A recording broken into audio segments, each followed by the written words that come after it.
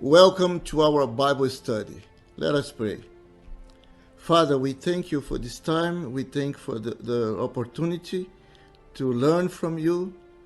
And we ask you to bless us tonight. In Jesus' name, Amen. Our theme tonight is a cry for the restorative power of Jesus. Our Bible study is based on the Gospels of Mark chapter 10, verses 46 to 52, and Luke chapter 18, verses 35 to 42. These Gospels tell us a fantastic story about an encounter between Jesus of Nazareth and the blind beggar who lived by the side of the road.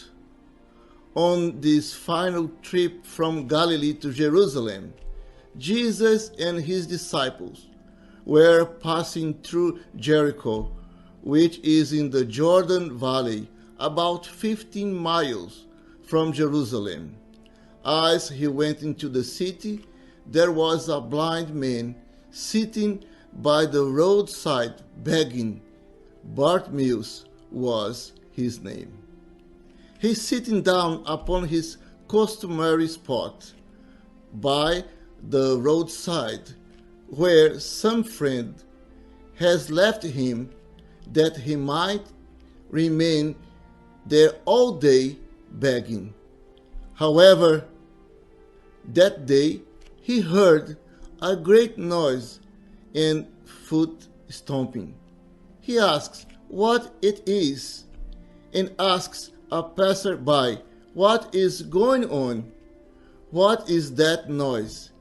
And the answer is, Jesus of Nazareth is passing by. I believe that when Bartimaeus heard that Jesus was nearby, all kinds of thoughts came to his mind. Certainly, he had already heard about Jesus' miracles, about the healing of lepers and crippled people. And when he began to cry out and say, "Jesus, Son of David, have mercy on me," many rebuked him, telling him to be silent. But persistently, he cried out. He shouted all the more, "Son of David, have mercy on me." Jesus stopped and said, "Call him." So they called to the blind man, "Cheer up on your feet. He is calling for you." What an astonishing moment. Jesus was calling for him. Bartimaeus came to Jesus, and Jesus asked him, "What do you want me to do for you?"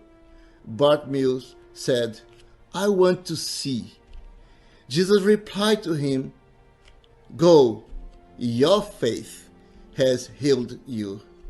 Immediately, he received his sight and followed Jesus along the road.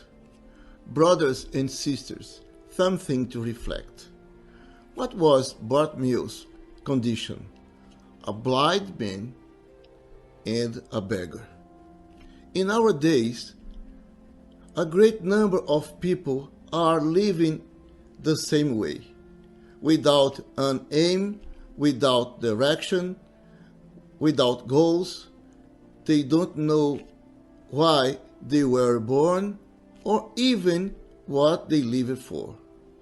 They are blind in their understanding, begging favors, and depending on others. Let me tell this to you. When we want things to change in our lives, we have to seek God with all our strength.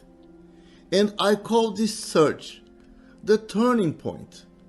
The turning point on Bartimaeus' life was his attitude.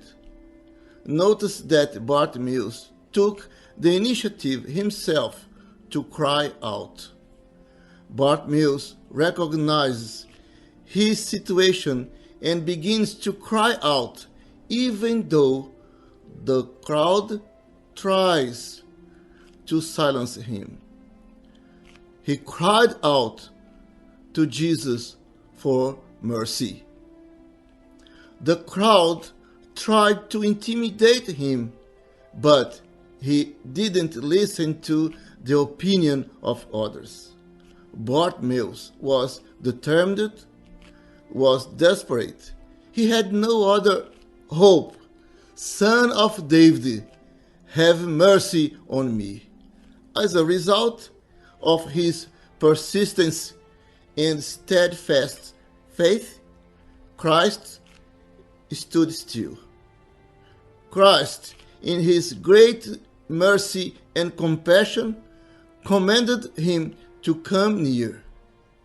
Bartimaeus' request for the restoration of his sight demonstrates his faith in Jesus. He knew that Jesus could heal him. Here are some evidences for Bartimaeus acknowledging the restorative power of Jesus. Jesus called, Bartimaeus answered. There was no waiting, no hesitation. No one needed to convince him. No one dragged him to Jesus. Bartimaeus threw off his coat, jumped up, and came to Jesus. Here is our lesson. The first thing he does is to throw away his blind garment. He also abandoned the place where he begged and made money. Second, he received his sight, both physical and spiritual. Third, he followed Jesus everywhere. Fourth, after being healed, he praised the Lord, and by his testimony, all people praised God too. Bartimaeus begins the story alongside of the road, and he ends the story healed, following Jesus and praising him. Applications for our lives. Bartimaeus cried out to Jesus because he was broken.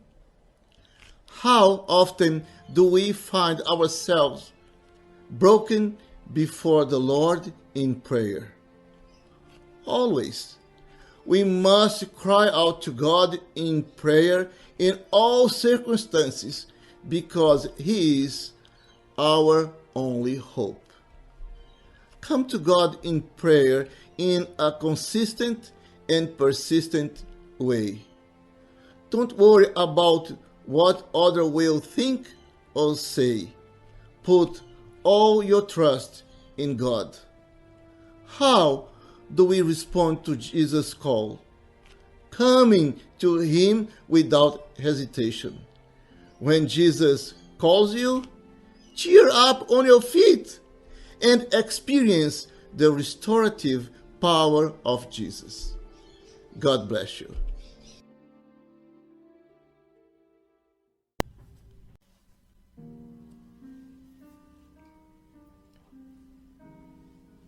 This is our time to intercede for each other.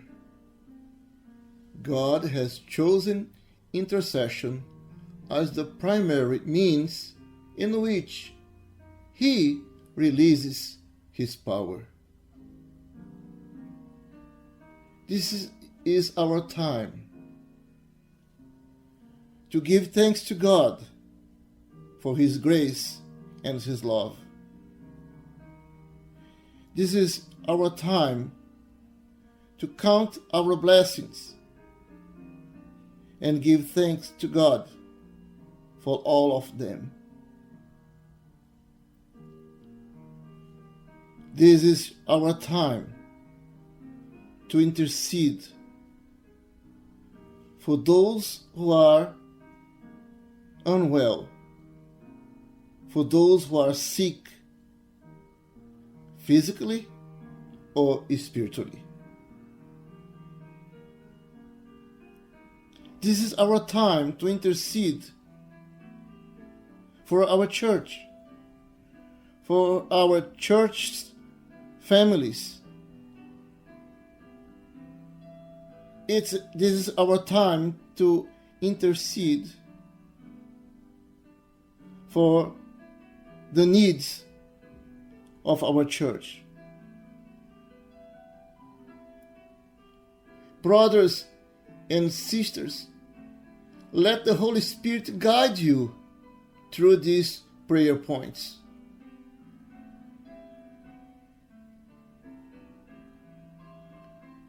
Let us have a few minutes in silent prayer.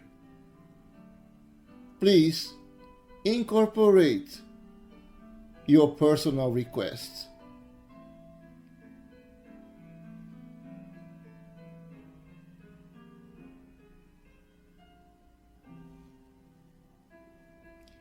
Dear Heavenly Father, you are the beginning and the end.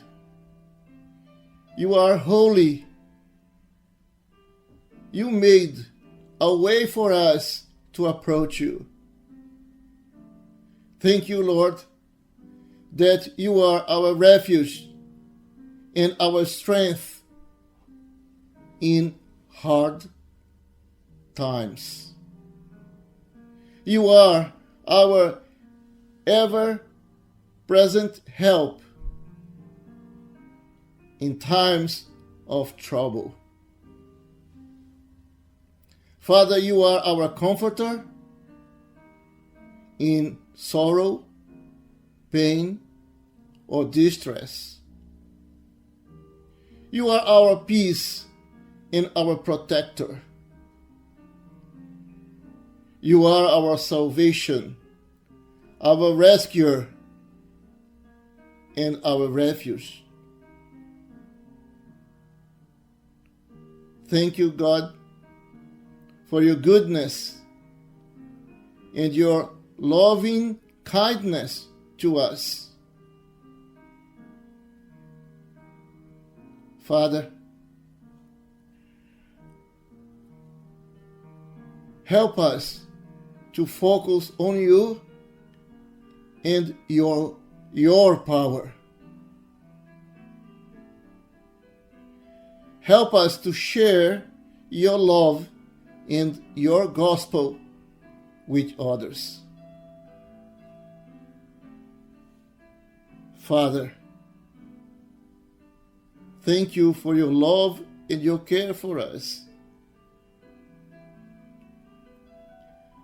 Help us to be strong in you,